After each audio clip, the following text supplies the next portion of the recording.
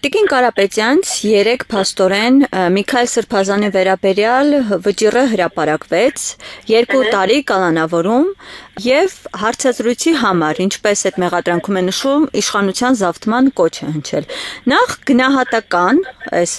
որոշմանը ու այստեղ մի դիտարկում, եթե մենք ուշադիր հետևենք, հատկապես վերջին շրջանում, այդ հանցագործությունների աճի, տեմպը ակնհայտ է։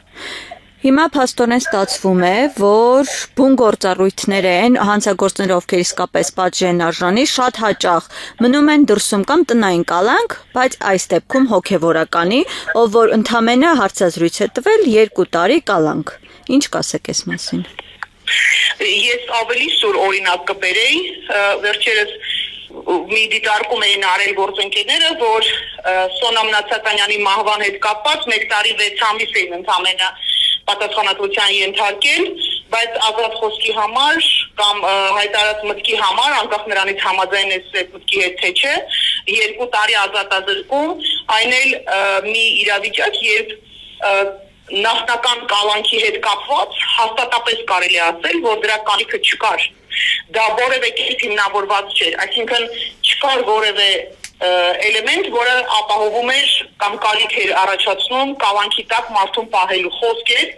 արդեն ասվել էր, այլևս որևէ բան փոխելու հնարավորություն չկար, որևէ մեկի վրա ազդելու հնարավորություն չկար, ընդամենը Հաճապարյանը պետք է մասնակցեր դատական նիստերին, ուրիշ ոչ մի բան։ Ու այս դեպքում հենց բուն կալանքը որպես խափանման միջոց արդեն կարելի է համարել քաղաքական հետապնդում, ուրիշ ոչ մի բան։ Դատավճռի հետ կապված ինքը հաստատապես կարելի ասել, որ սա այն աստիճանի անհամաչափ դատավճիռ էր, որ անգամ Նիկոլ Փաշինյանի մոլի երկրպագուներն են ստիպված եղել արձագանքել։ Մարդիկ, ովքեր բոլոր իրավիճակներում պատրաստ են պաշտպանել Նիկոլ Փաշինյանին, անգամ իրենք են արձագանքել դատապարտելով, որովհետև իսկապես անհամաչափություն կար այստեղ։ Տիկին Կարապետյան, մասնագիտական այդ գործունեությունը մի կողմ թողնենք, դատավոր, իրավաբան, բայց ցանկացած մարդ ինչ որ քայլ կատարելիս նախ եւ առաջ ինչ որ սկզբունքներով է, չէ, առաջնորդվում։ Հիմա դատավոր է որոշումը կայացնելուց, ըստ ինչ գործոններով է առաջնորդվել։ Ես համաձայն չեմ այն մտքի հետ, որ բոլորը ինչ որ սկզբունքներով են առաջնորդվում, որովհետև կան անսկզբունքային մարդիկ, ով ունի սեփական նեղ անձնական շահեր, եւ այս դեպքում ամենայն հավանականությամբ մտավախությունը, որ ինչպես օրինակ BDԽ-ի ղեկավարին SMS-ով հեռացրեցին աշխատանքից, նույն ճակատագրի կարող է արժանանալ դատավորը։ Այսինքն ես ենթադրում եմ, որ նեղ անձնական շահը մասնավորապես դատավոր աշխատել շարունակելը իր համար ավելի կարևոր էր, քան արդարադատությունը։ Մենք ունենք համակարգ, որը անհիշելի ժամանակներից աշխատում է որպես մամլիչ գործիք, այդպես եղել է նախկինում, այդպես գործում է հիմա,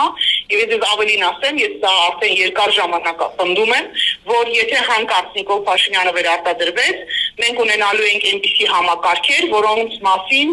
անգամ, չգիտեմ, վատ երազում նախկին իշխանությունների օրոք մտածել չէինք կարող։ Այսինքն այն նվազագույն արդարադատությունը, որը մենք ունեցել ենք նախկինում, այլևս ուղղակի չի լինելու։